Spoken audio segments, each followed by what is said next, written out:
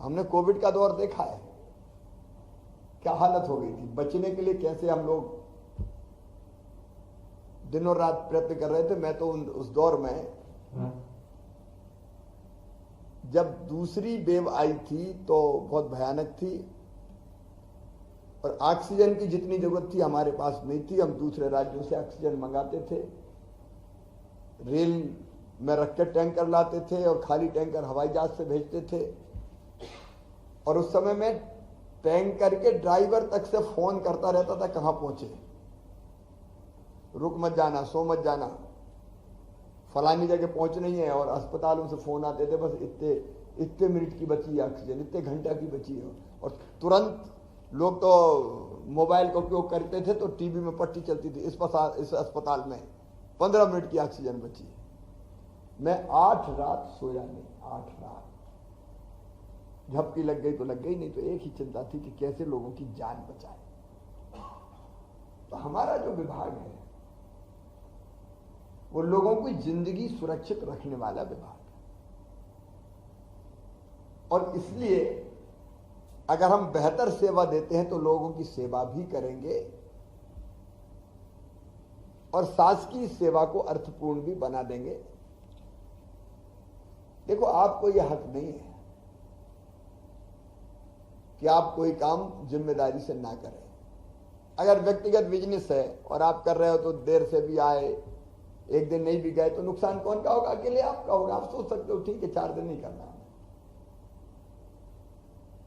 लेकिन यहां अगर आपने ये किया तो नुकसान आपको नहीं होगा, नुकसान होगा जनता को, लोगों को, जिनके लिए हम शासकीय सेवा में हैं। तो शासकीय सेवा का मतलब निश्चिंतता नहीं है। शासकीय सेवा का मतलब है और जिम्मेदारी के साथ काम करना है। मुझे कोई मजबूर तो नहीं करता कि तुम 18-19 घंटा काम करो। मैं चाहूं तो मैं सोच लूं कि नहीं करूंगा इतने घंटे, लेकिन मेरे अंदर बेचैनी रहती कि एक क्षण भी बर्बाद होता तो लगता तू पाप कर रहा है, तू कर क्या रहा है। 8.5 करोड़ लोगों का भविष्य टिका हुआ, तू सो सकता है क्या आराम से? तू चैन से खा सकता है क्या? और इसे कर कर कर, ये बेचैनी मन में रहती है। क्योंकि मैं अगर बैठ जाऊं तो मैं अकेले, मेरे लिए थोड़ी हूं। कोई भी काम डिले होता है तो जनता का काम डिले होता है भाई। और इसलिए मेरे बेटा बेटी एक भाव जरूर मन में ये रखना कि हम अगर कोई काम जिम्मेदारी से नहीं करेंगे तो हमारा नहीं, हम लोगों का नुकसान करेंगे। और हमसे ये पाप नहीं होना चाहिए कि लोगों को दिक्कत हो। अब आप में से कोई भी हो, कंपाउंडर आयुर्वेद के भी हैं, यूनानी भी है, कंपाउंडर का काम बहुत महत्वपूर्ण है। नर्स भगवान का रूप होती है। अगर ढंग से बात कर ले पेशेंट से तो आधा वैसे ठीक हो जाता है। तो हम में से जितने भी काम हैं, चाहे फार्मासिस्ट के हों, चाहे लैब टेक्नीशियंस के हों, ओटी टेक्नीशियंस भी हैं, क्षारसूत्र टेक्नीशियंस भी हैं, एक्सरे टेक्नीशियंस भी हैं, भेषज पंचकर्म, ये पंचकर्म अद्भुत विधा है। लैब असिस्टेंट है, पंचकर्म सहायक है, लेबोरेटरी सहायक है, लैब असिस्टेंट है, कंपाउंडर आयुर्वेद है, ये सब काम महत्वपूर्ण है। इसलिए आज से आप ये मानसिकता बना लो नियुक्ति पत्र के बाद कि हम स्वयं महत्वपूर्ण लोगों में से हैं, क्योंकि लोगों की जिंदगी सुरक्षित रखना ये हमारी जवाबदारी है।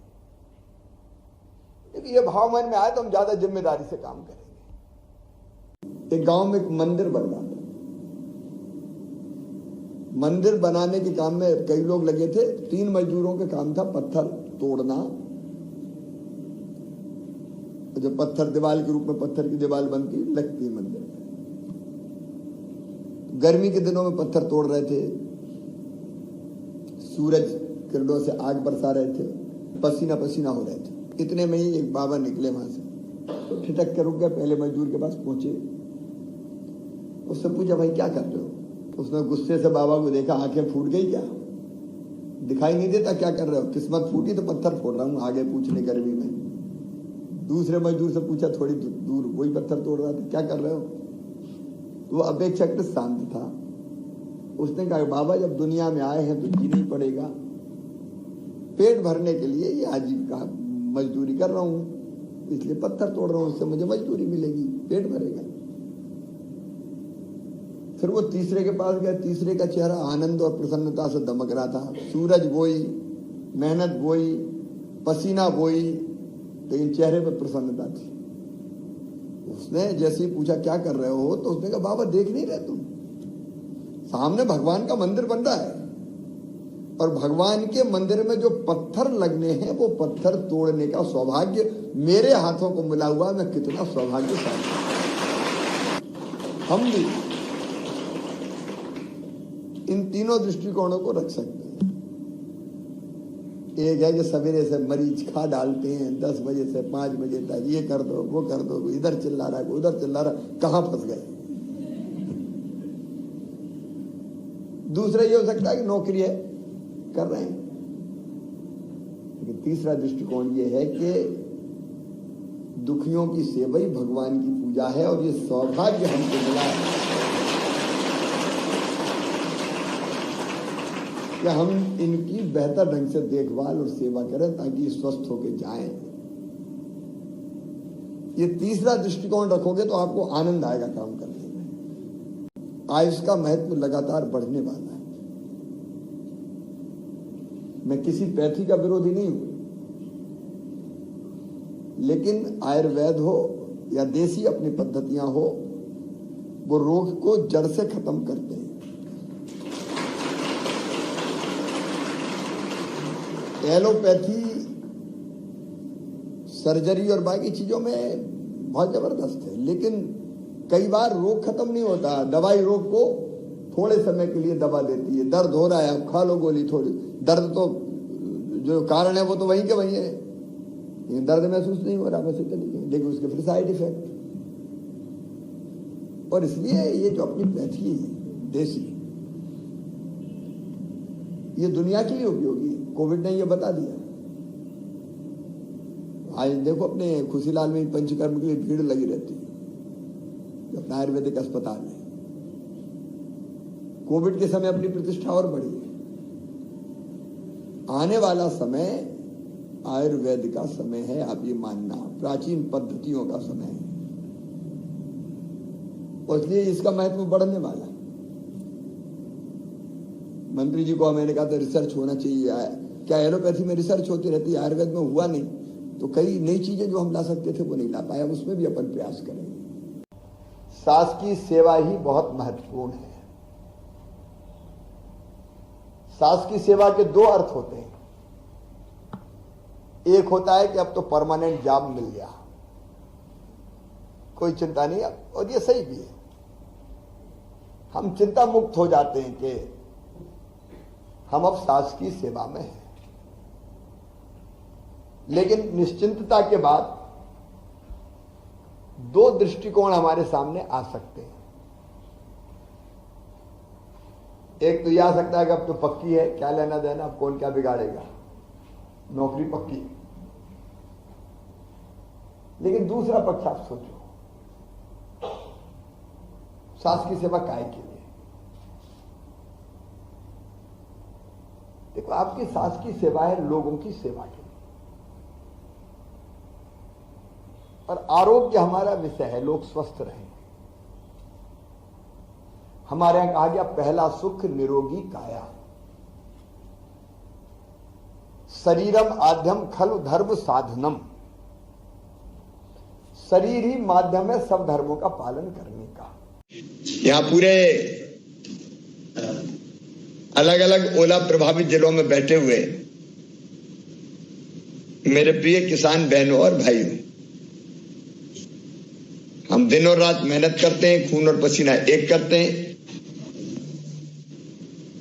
खेतों में किसान पसीना टपकाता, वो पसीना नहीं, उसका खून ही एक तरह से होता है। उसके बाद अन्न के दाने उसके घर में आते हैं। इस बार भी एक नहीं 3 दौर में अलग अलग जिलों में ओलावृष्टि हुई और किसानों की फसल खराब हुई। कुछ जगह मैंने दौरा किया और तभी मैंने वीडियो संदेश के माध्यम से आप सबको आश्वस्त किया था कि आफत है, दिक्कत है, परेशानी है, संकट है, लेकिन संकट की घड़ी में सरकार आपके साथ खड़ी है। इस संकट के पार निकाल के आपको ले जाएंगे। तो संकट से पार निकालने के लिए एक तो राहत राशि की व्यवस्था। आप जानते हैं कि आज क्लिक करके लगभग 160 करोड़ रुपए की राशि ओला प्रभावित किसानों के खाते में डाली। और एकमात्र मध्य प्रदेश ऐसा राज्य है जहां 50% से ज्यादा नुकसान पर 32,000 रुपया प्रति हेक्टेयर की दर से हम राहत की राशि दे रहे हैं।